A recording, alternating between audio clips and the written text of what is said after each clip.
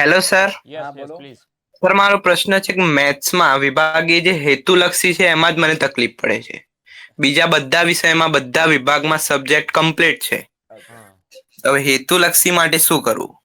Great question. I think આજે માનો 350 400 છે એમાં 10 ના માનો કે આપણે 125 ગણી લઈએ કે 150 વિદ્યાર્થીઓ ગણી લઈએ, ઈ બધાના તકલીફ હશે. બોલો, એમ આઈ રાઈટ? છોકરાઓ કમેન્ટમાં જણાવો, એમ આઈ રાઈટ?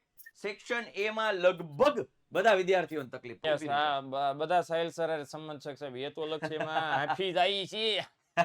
હેતુલક્ષી સાહેબ, એક પેલા તો છે ને વિદ્યાર્થીઓ, તમારી આ જે મેન્ટાલિટી બાંધી લીધી છે હેતુલક્ષીની, એ કાઢી નાખો. અઘરું છે એમ. અઘરું છે એ મેન્ટાલિટી, એ કાઢી નાખો. હેતુલક્ષી છે ને એ તમારા કન્સેપ્ટનો નિચોડ છે.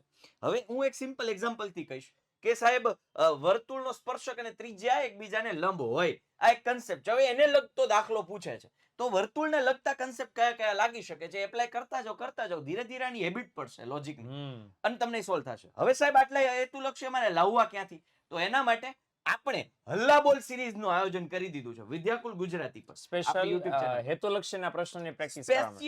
સ્પેશિયલ હેતુલક્ષી માટે. એટલે એમાં જે 100 હું તો સાહેબ 100 લઈ જાઉં છું, વિજ્ઞાન વાળા 100 લઈ જાય છે. તો એ જે ક્વેશ્ચન્સ છે એને અમે જો સોલ્વ કરીએ છીએ એની પહેલા તમે પણ નોટબુક ને પેન લઈને બેસો, તમે પણ સાથે સોલ્વ કરવાનો પ્રયત્ન કરો, જોતા જાઓ. છેલ્લે અલ્ટિમેટ જવાબ આવે તો શાબાશી દેતા જાઓ, જો જવાબ ના આવે તો ત્યાં સ્ટાર કરી દો, તમે ફરીથી ગણજો. તો હેતુલક્ષી છે એ અમે આયોજન કર્યું છે. સો એની ચિંતા ન કરતા બીજું હેતુલક્ષીનો ડર કાઢી નાખો. આ બધાને તકલીફ છે. એ 24 માર્ક ને લીધે સાહેબ 56 માર્ક ઉપર અસર કરે છે. યસ, 56 માર્ક ની બળતરા, 24 ની બળતરામાં 56 માં ધ્યાન નથી દીધું. 56 માર્ક બળી જાય છે. Yes yes. એટલે ખાસ સક્ષમ, તું સક્ષમ છે હેતુલક્ષીને સોલ્વ કરવા માટે, એવી મનમાં ભાવના રાખીને તૈયારી કરજે, તો જ થશે, નહીતર નહીં થાય. Yes sir.